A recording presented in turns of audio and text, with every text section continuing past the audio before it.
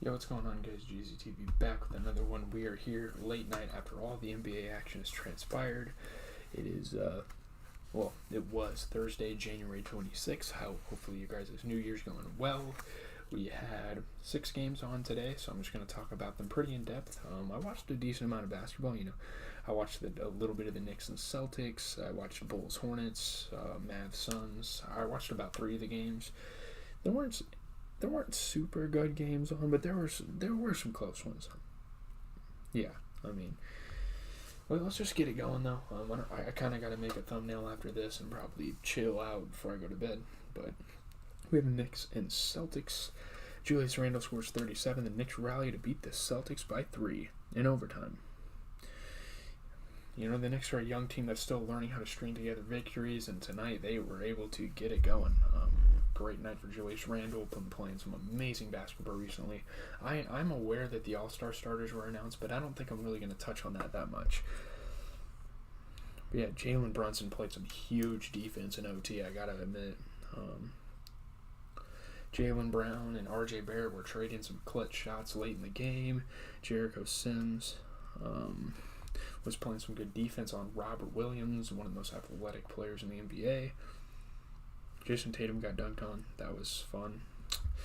Tatum had a nice little dunk of his own. He wore the Kobe armband. Obviously, it is the anniversary, the 3-year, can you believe it, anniversary since Kobe Bryant passed away. But looking at the Knicks, 37 points for Julius Randle. Absolutely fantastic game for him. Jalen Brunson as well, 29 points off of 33% three-point shooting. They got some guys that are building around, and they're looking good. I'm not sweating this loss for the Celtics. Obviously, we just can't win a fucking OT game. It is what it is. 35 points, 14 rebounds for Jason Tatum. Still played fantastic. You get a 22-point performance out of Jaylen Brown. Not a great shooting performance, but still, he gave us something. Al Horford, Grant Williams, Luke Cornett, just kind of guys like that. Kind of the smaller pieces, the in-betweens of our stars. That need to kind of do more for this team. But, moving on to the Pistons and the Nets. The Nets continuing to play without KD. It's been quite a struggle, and they lose to one of the worst teams in the NBA. But Pistons beat the Nets, their first one in Brooklyn in almost 5 years. Brooklyn has had their number in, what's their stadium called? Barclays Center. They've had their number in Barclays for a while. But great scoring for Saddiq Bey. We know he can be a pretty solid player in the NBA. And yeah, first time in nearly 5 years, they won by 8. So yeah, Jalen Duren. The Nets were trying to get in transition, and Jalen Duren has actually been a really good piece for the Pistons. Hopefully they can build off of him for the next 5 or so years. Kyrie Irving was hitting some tough shots. Nick Claxton was rim protecting. It was the battle of the rim protectors, the young rim protectors. Jalen Duren and Nick Claxton had a pretty good battle here. Kyrie Irving, very impressive offense. There's no surprise, that he is the all-star starter. Obviously, I think that is a little bit of a popularity contest, which is one of the primary reasons. I'm not really going to talk about the list because there are some weird selections. But Bojan Bogdanovic was hitting some tough ones, but yeah. Nets ended up losing the game. You look at the Pistons, you get 25 points out of Saddiq Bey. You get 20 points out of Alec Burks. Alec Burks a pretty solid NBA player, honestly. 75% three-point shooting, 67% from the field. Looking at the Nets, dude, Nick Claxton is so goddamn good. He's going to have a great career ahead of him. 27 points, 13 rebounds, 40 points for Kyrie Irving. He shot 50% from 3, 24 points for Edmund Sumner off the bench. That was a good performance. Didn't miss a single 3, shot 70% overall. Ben Simmons, Cam Thomas. If they played Cam Thomas a little more, him and Ben Simmons, oh my God, it sucks. 20 minutes for Ben Simmons. He's not even quite playing starter minutes. I wouldn't even say that, but 20 minutes and you're getting 7 assists and a rebound. It's just, man, Ben Simmons and Cam Thomas, maybe if they each would have got a couple of buckets for this team, they would have won. But shout out to Kyrie. Great performance nonetheless. Bulls, Hornets, I don't know what's going on with Chicago. They just continue to lose winnable games. Terry Rozier and Mason Plumlee lead the Hornets past the Bulls. They win by 15. Great scoring for both Mason Plumlee and Terry Rozier. Mason Plumlee, definitely one of the most improved players in the league right now, and he's continued to put on some good performances with this team. He was also grabbing some boards. LaMelo Ball showing off his range for some threes. P.J. Washington was passing the ball around. So was LaMelo Ball, and Mason Plumlee was able to finish some alley-oops this game. DeMar DeRozan hit some tough shots. Zach LaVine as well. But, man, what is going on here? I'm really not sure what's happening. 28 points for DeRozan. I guess there's not a shit ton the Bulls could do to win games like this. It's just it's just Vucevic. Stop Plumlee. You cannot let Plumlee have 21 and 12 on you. That's ridiculous. At most, you should be allowing 15 points and maybe 8 rebounds from Plumlee. Come on. I don't know, man. His defense is very faulty in this one. You look at the Hornets, 21 points, 12 rebounds. Mason Plumlee didn't miss a single jump shot this game or a field goal attempt. 15 points, 11 rebounds for LaMelo. 28 points for Terry Rozier shooting 50% from 3. The Bulls, they definitely have some decent offensive weapons. And that's not even really the big problem, Obviously, there were some bad shooting performances, but my goodness, the defense. You guys have got to get a hold of Mason Plumlee. Terry Rozier having a good game? Fine. LaMelo Ball having a good game? Fine. Mason Plumlee having a good game? No, that's unacceptable. You know what I mean? That's not a guy that's going to go out there and give you 20. But, moving on. Cavs and Rockets, man. The Rockets, they suck. We know this. Darius Garland scores 26 as the Cavs race past the Rockets. They won by 18.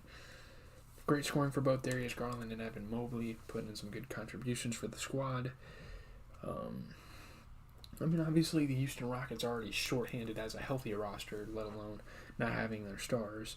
And no Donovan Mitchell, but we know Darius Garland has been playing some solid basketball for the Cavs throughout his career. Man, Alperen Sengun just keeps getting dunked on. Jared Allen just threw it down on him. Alperen Sengun, all sorts of crafty plays to get teammates open. Yeah, man, great passing for Darius Garland to set up Jared Allen at the rim. Isaac Okoro was getting some dunks down baseline. Chetty Osman was getting some tough shots to fall. No doubt this Cavs team played great. 21 points, 10 rebounds for Evan Mobley. You get 14 points and 10 rebounds for Jared Allen off of 60% shooting. 26 points for Darius Garland. Yeah, there was definitely some good performances. 18 points, 11 rebounds for Terry Eason off the bench. That's a highlight, but other than that, I can't even say they're shorthanded. What the hell? They were missing KPJ, okay. Jalen Green, Bruno Fernando, Boban, Garrison Matthews. It's just, they don't have the guys to win basketball games, and they probably realize that, honestly.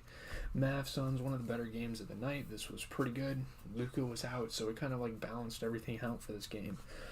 Spencer Dinwiddie scored 36. The Mavs topped the Suns by 4 after Luka Doncic gets hurt. It just kind of shows that the Mavs have the guys it takes, and the Suns are okay. I wouldn't be mad, but I also wouldn't be happy with what this. If I was a Suns fan, I wouldn't be mad, but I'd also wouldn't be happy with how they're playing. But yeah, best scoring night of the season for Spencer Dinwiddie, Dorian Finney-Smith. Decent scoring and rebounding for this squad as well. Everyone just kind of filled in with the Luka Doncic injury, and that's always nice to see a team adjust to a star get hurt. Sprained ankle, he's fine. He's going to be back in at most a week. He's going to be fine. I've had the same sprained ankle for 5 times. 5 separate times I've literally sprained this ankle, but Spencer Dinwiddie shined tonight. He played great, letting out a smile. He was having a lot of fun out there. He was enjoying himself, getting the rock more than he usually does. Tough threes. He was doing it all. Mikal Bridges. Got a tech for taunting the bench. Not sure if you should. This Suns team should really talk shit. The Mavs have had their number for a decent amount of their recent rivalry. Dwight Powell got the first half buzzer beat with a great play set up by good ball movement. The team plays well together. Before drafting Luka, there's still guys that were drafted or were on the team before Luka got there, so they already have some chemistry built up. Dorian Finney-Smith had 18 points, 12 rebounds, 30% three-point shooting, 36 points for Spencer Dinwiddie. He played great. He really did. Looking at the Suns, 22 points for Cam Johnson, 67% field goal shooting, 19 points and 20 rebounds for DeAndre Ayton. The man was getting every board, but unfortunately he couldn't get that board at the end. 22 points, 10 assists. Great game for Chris Paul. He played amazing. Torrey Craig, Dario Saric, Ish Wainwright, Josh Okogie, Bismack Biyombo, Jack Londale, Dwayne Washington, Damian Lee, Saban Lee, literally their entire fucking bench. Like, we need more out of you. Obviously, there's not a star player out there besides Chris Paul. DeAndre Ayton's a great player. He's not a star player. You can't take control of games. So, guys, it's the guys on the bench's job to kind of come in and contribute. But let's just move on. Spurs, Clippers. Should I really talk about this game that much? I mean, the Clippers extend their win streak to 4 with a 38-point victory of the Spurs. You know, great scoring for both Paul George and Kawhi Leonard. They're starting to get their mojo back, which is great to see for this team. But it was a shitty game. Let's be real. This is the hottest the Clippers have looked all season. Obviously, a reeling San Antonio Spurs. At this point, San Antonio just tank. This is when you know PG-13's back. The prime Paul George getting into a fast break. Windmill in that. You know, Paul George hitting some tough shots. You know, so is Reggie Jackson. Kawhi hit a buzzer-beating 3 at the end of the first quarter, and also he was hitting some tough shots. So, man. Great game for the Clippers. Absolutely terrible game for the Spurs. I mean, Malachi Branham, Stanley Johnson, George Zhang. It's just the same names that just can't put up any good numbers for this team. I don't know. I have nothing positive to say about the Spurs because they played like shit. 27 points, though, for Kawhi, 33% three-point shooting. Paul George, amazing game, 35 points. He might just be back, guys. I'm not even sure, but that's really all I have to say. That game isn't really worth talking about. It was a pretty bad game. It came on in the late window, and me and the boys were kind of just watching the TNT stuff, so I didn't even bother. Tomorrow, I can't wait for Saturday. We play the Lakers. That's going to be a fun-ass game to watch. Tomorrow, Grizzlies, Timberwolves. There's not a lot of great games on tomorrow. I mean, Cavs Thunder has potential because the Thunder are looking really good, but I'll be watching games tomorrow. There's not a lot of them, but I definitely will be watching some basketball games at any chance I can. But Lil Yachty video coming out tomorrow. We are also going to be doing a Dexter video. We're starting a new season. So yeah, leave a like, comment, and subscribe, do all that stuff. Hopefully you guys enjoy the rest of your night. I'm going to